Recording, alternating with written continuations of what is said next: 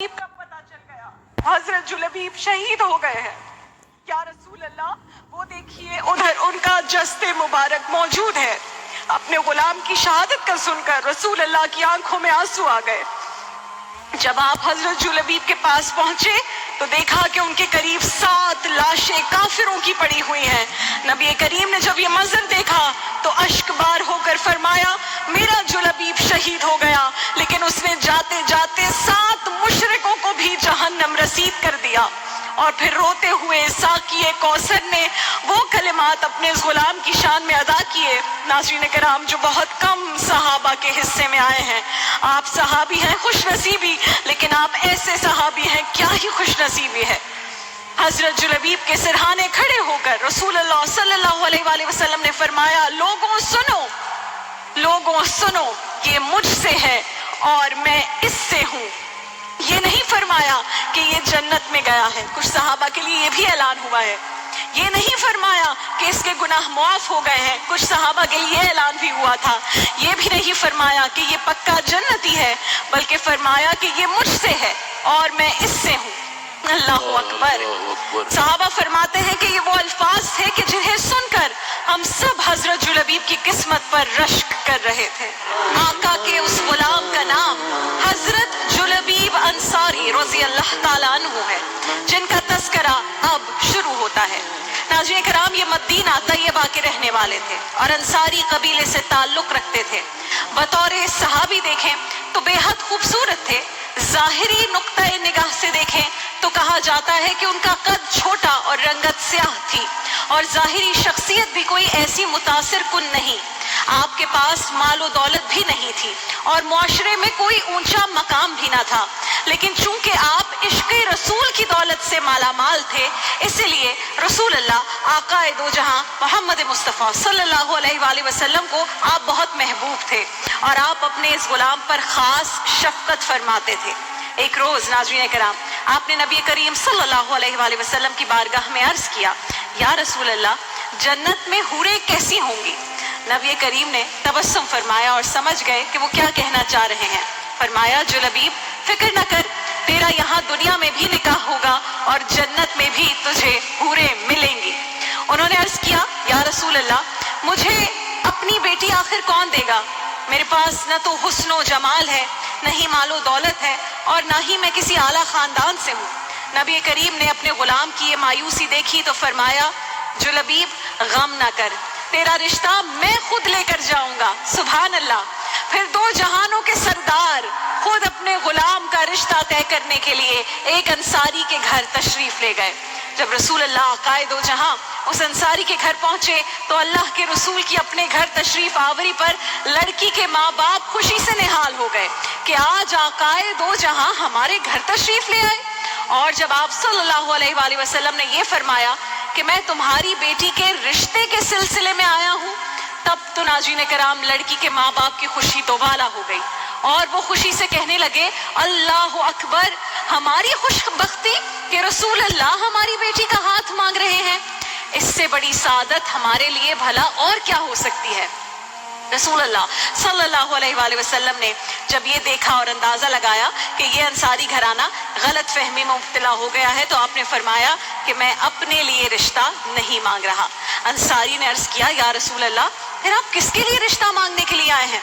फरमाया, मैं अपने जुलबीब से तुम्हारी बेटी का रिश्ता तय करने आया हूँ। लड़की के वालिदैन ने जब जुलबीब का नाम सुना, ज़ाहिर जानते थे, शक्ल सूरत भी पहचानते थे, ये सुनकर उनकी खुशी मांद पड़ गई, क्योंकि सैयदना जुलबीब रज़ी अल्लाह ताला अन्हु के पास ना दुनियावी शान व शौकत थी, ना खानदान था, ना अपना मकान था, ना कोई कारोबार था, और ना ही उनके पास एक जो ज़ाहिरी हुस्न व जमाल होता है वो भी ना था। सिवाय रसूल अल्लाह के दुनिया में उनका कोई सहारा नहीं था, लेकिन ये सहारा हो तो फिर कोई और सहारे की ज़रूरत ही कहाँ। नाज़रीन किराम, लड़की के बाप ने पीछे होते हुए बुझे हुए लहजे में अर्ज़ की, या रसूल अल्लाह, अगर आप इजाज़त दें तो मैं अलहदगी में अपनी बीवी से कुछ मशवरा कर लूँ। रसूल अल्लाह सल्लल्लाहु अलैहि वसल्लम ने इजाज़त दे दी। जब उस अंसारी ने अलग से कमरे में ले जाकर बीवी से मशवरा किया तो उसने बहुत बेरुखी से कहा कि क्या मेरी चांद जैसी बेटी के लिए जुलबीब ही रह गया है? کتنے اونچے اور کتنے مالدار گھرانوں کے رشتے ہم نے ٹھکرا دیے ہیں، اور اب ہم ان سب سے کم مالی حیثیت والے نوجوان کے ساتھ اپنی پیاری بیٹی کا رشتہ کر دیں؟ یہ کیسے ممکن ہے؟ میاں بیوی کے مابین یہ تکرار چل رہی تھی۔ اس دوران ان کی بیٹی، جن کے رشتے کے لیے رسول اللہ آئے تھے، وہ جو پردے کے پیچھے سے والدین کی یہ تکرار سن رہی تھی، پردے سے یہ سب تکرار سن کر باہر نکل آئی اور کہنے لگی۔ غور کیجئے گا ناظرین کرام، اور خاص طور پر جو بچیاں، جو بہنیں اس وقت دیکھ رہی ہیں، وہ خاص طور پر سنیں۔ بچی نے کہا، بابا آپ رسول اللہ کو انکار نہیں کر سکتے، کیا آپ نے اللہ کا یہ حکم نہیں سنا؟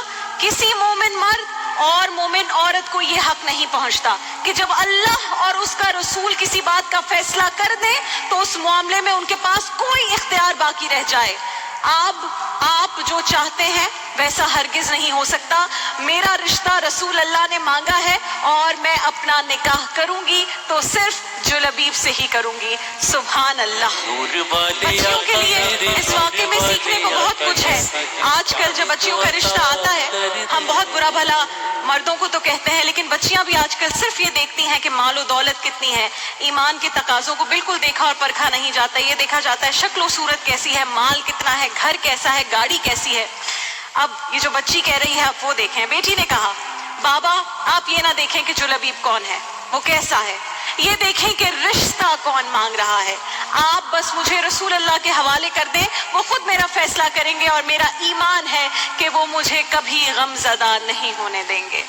لڑکی کی یہ بات سن کر اس کے ماں باپ خوش ہو گئے۔ ماں باپ کو جب اولاد ایسا کہہ دے تو تسلی ہو جاتی ہے، اور ماں باپ بچی کی یہ بات سن کر رشتے پر راضی ہو گئے۔ باپ نے بارگاہ رسالت میں رشتے پر آمادگی الحمدللہ ظاہر کی اور لڑکی کی پسندیدگی کا بھی بتایا، تو لڑکی کی سعادت مندی پر رسول اللہ اتنے خوش ہوئے کہ فوراً دعا کے لیے ہاتھ اٹھا دیے اور اس بچی کے حق میں یوں دعا فرمائی، کہا یا اللہ اس بچی پر خیر و برکت نازل فرما اور اس کی زندگی کو خوشحال بنا دے۔ جب آپ نے سیدنا جلبیب رضی اللہ تعالیٰ عنہ کو یہاں سے جانے کے بعد یہ خوشخبری سنائی تو انہوں نے عرض کیا، یا رسول اللہ میرے ماں باپ آپ پر قربان، میرا نکاح کیسے ہوگا، میرے پاس تو کچھ بھی نہیں ہے۔ نبی کریم نے یہ سنا تو وہاں موجود صحابہ کو مال اور اسباب اکٹھا کرنے کا حکم دیا، اور اس طرح سے ناظرین کرام آپ نے جلبیب رضی اللہ تعالیٰ عنہ کا نکاح اس پیاری لڑکی سے کر دیا۔ رسول اکرم کی دعا کی برکت سے یہ شادی خانہ آبادی بڑی ہی برکت والی ثابت ہوئی۔ تھوڑے ہی عرصے میں وہ گھرانہ اتنا خوشحال ہو گیا کہ انصاری گھرانوں میں سب سے خوشحال گھرانہ اسی لڑکی کا تھا، ماشاءاللہ، کیونکہ اس بچی کی نیت اچھی تھی، اس نے فیصلہ وہ کیا جو رسول اللہ کا فیصلہ تھا۔